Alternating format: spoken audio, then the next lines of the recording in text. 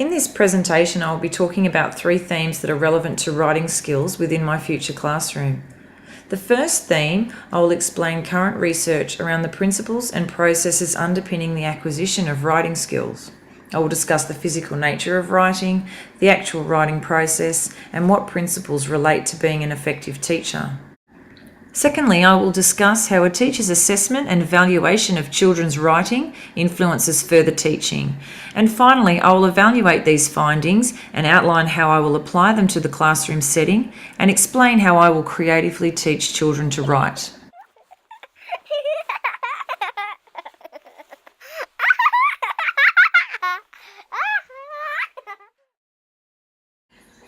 Children become engaged and interested in the written language long before they enter the school environment. Parents, grandparents, friends, neighbours and carers read to them, and they also learn to read as part of their community. They read signs, newspapers, cards, tablets and even phones. Tompkins discusses how children at a young age develop an understanding about what purpose this skill holds within their community. Taylor and Dorsey Gaines state that different communities have different expectations of what the written language is used for. Some communities use it primarily for practical purposes such as paying bills, whereas others use reading and writing as leisure time activities.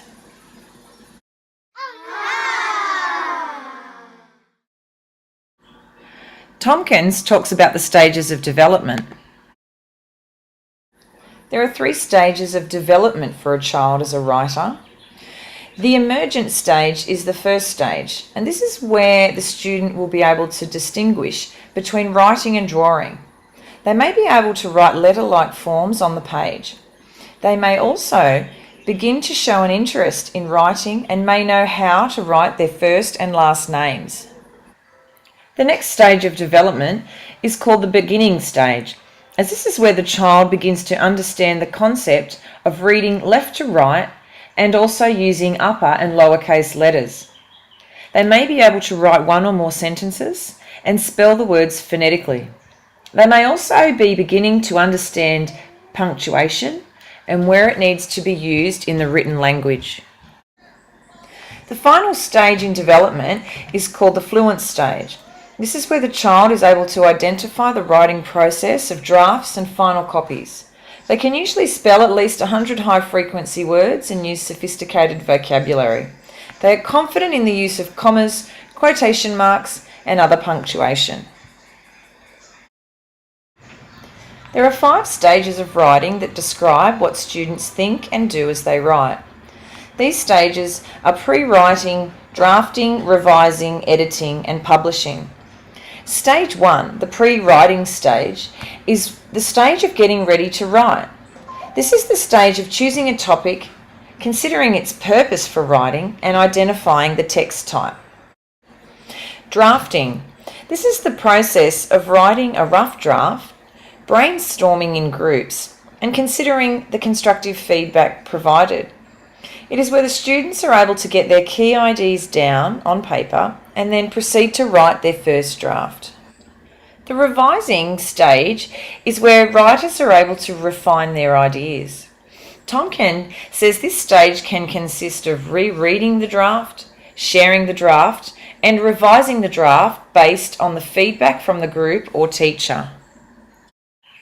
There are 2 components to the editing stage: editing and proofreading.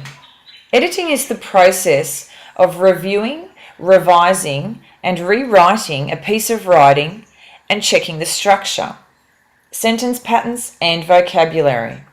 Proofreading is the process of identifying spelling, punctuation, and grammar errors. Publishing is the final stage of the writing process, and this is where the students are able to bring their text to life. They make their final copy and are then able to share it with the appropriate audiences.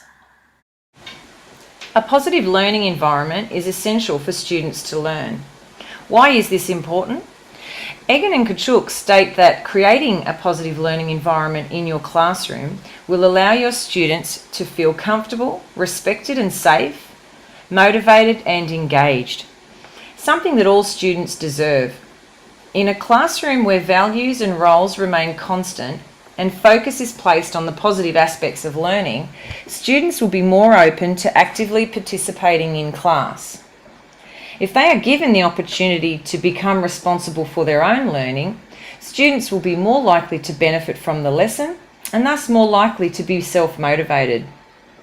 This should be a primary goal for all teachers, since the lack of motivation is often the root of disciplinary issues. Tompkins discusses the principles of being an effective teacher. Principle 1 is the understanding of how students learn and utilise a combination of the theories of behaviourism, constructivism, social linguistics, and modern thoughts on cognitive information processing to create active learning environments. Principle 2 is supporting the use of the cueing system by explicitly teaching the phonological, syntactic, semantic, pragmatic, and paralinguistic systems. Principle 3 is creating a community of learners that are responsible and engaged, encouraged to take risks and respond to opportunities offered. Principle 4 is adopting a balanced approach to instruction by combining explicit instruction, guided practice, collaborative learning with independent reading and writing. Principle 5 involves the student scaffolding their reading, writing, viewing, speaking, and listening using modelled, shared, interactive, guided, and independent reading and writing. Principle 6 is the organisation for language literature and literacy instruction by creating a program specific to the students' needs, as well as the school and state and national curriculum guidelines, following the strands within the curriculum, which are language, literature, and literacy. Principle 7 is where the teacher is able to link the instruction and assessment, as this is an integral part of both learning and teacher. Principle 8 is becoming partners with the parents, as they are crucial in helping children become successful readers and writers.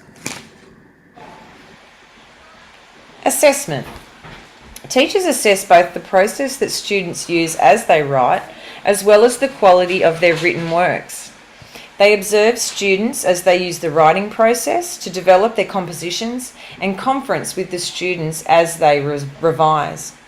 Farr and Tone suggest that teachers can develop rubrics or scoring guides to assess the quality of the students' writing. Assessment is vital to good teaching as well as to professional accountability. Teaching is a judgmental task, and judgment during formative assessment must be used only for the purpose of assisting students in improving. Students can also learn to create their own rubrics to be able to self-assess. There are a number of tools that can be used for assessing student writing. Bronger and Lewis say that monitoring is vital to student success, and there are a number of ways to monitor student learning relative to their writing. Observation skills. As Goodman says, effective teachers are kid watchers. During periods of observation, the focus is on literacy, or what the students read or write, and not necessarily behaviour. These observations should be planned. Anecdotal notes. Boyd Batston talk about the purpose of brief notes being used as they observe students. The most useful of these notes describe specific events and reporting rather than evaluating. Checklists.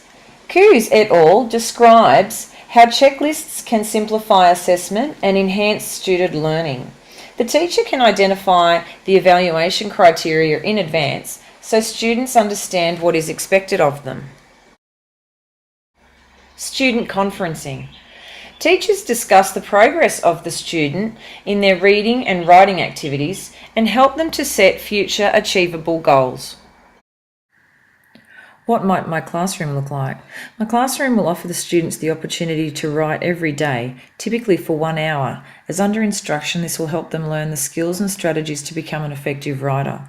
The students can write their bucket lists, and each lesson can be utilised to focus on the various strategies, techniques, and skills specific to the students' levels. Word walls will be placed around the classroom to use in conjunction with the focus sticks, which encourage the students to explore with their writing. I will provide examples within the environment of the classroom that the students can relate to.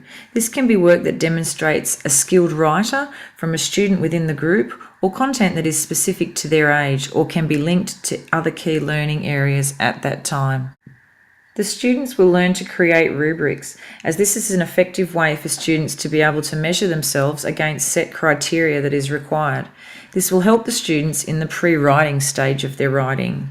And finally, my goal is to teach explicitly about what it takes to become a skilled writer.